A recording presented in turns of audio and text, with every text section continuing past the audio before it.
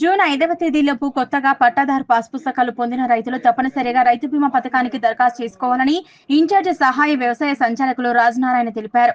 రామాయంపేట మండల కేంద్రంలోని స్థానిక వ్యవసాయ సంచాలకుల కార్యాలయం ఆవరణలో రైతుల నుంచి రైతు బీమా దరఖాస్తులను స్వీకరించారు. ఈ సందర్భంగా వ్యవసాయ సహాయ సంచాలకులు రాజనారాయణ మాట్లాడుతూ 18 నుంచి 59 వయస్సు సంవత్సరాలు కలిగిన రైతులు ఈ పథకానికి అర్హులన్నారు.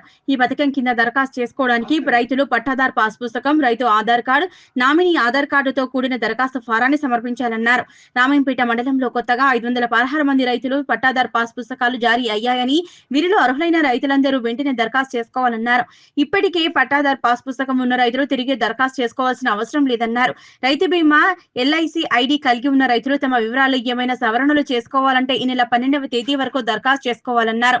ఇంకా ఏమైనా సమస్యలు ఉంటే రైతులు సంబంధిత వ్యవసాయ విస్తరణ అధికారిని లేదా మండల వ్యవసాయ కార్యాలయాన్ని సంప్రదించాలని రాజనారాయణ తెలిపారు.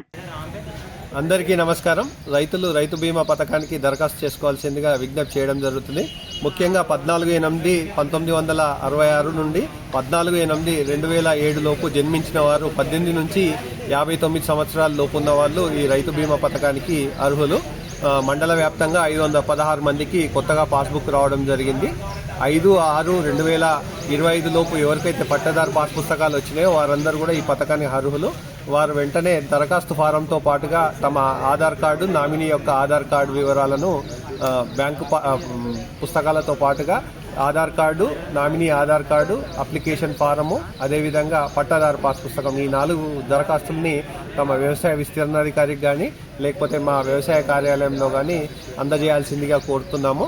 2 ముఖ్యాంశాలు ఏంటంటే, ఏవైనా ఇంతకుముందు ఎల్ఐసి ఐడి కలిగి ఉన్న రైతులు ఎవరు కూడా మళ్ళీ దరఖాస్తు చేయాల్సిన అవసరం లేదు.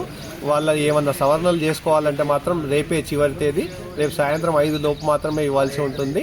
ఈ రైతు బీమా దరఖాస్తు చేయడానికి చివరి తేదీ 13/8/2025 లోపు మాత్రమే. దయచేసి రైతులు గమనించాల్సిందిగా కోరుతున్నాం.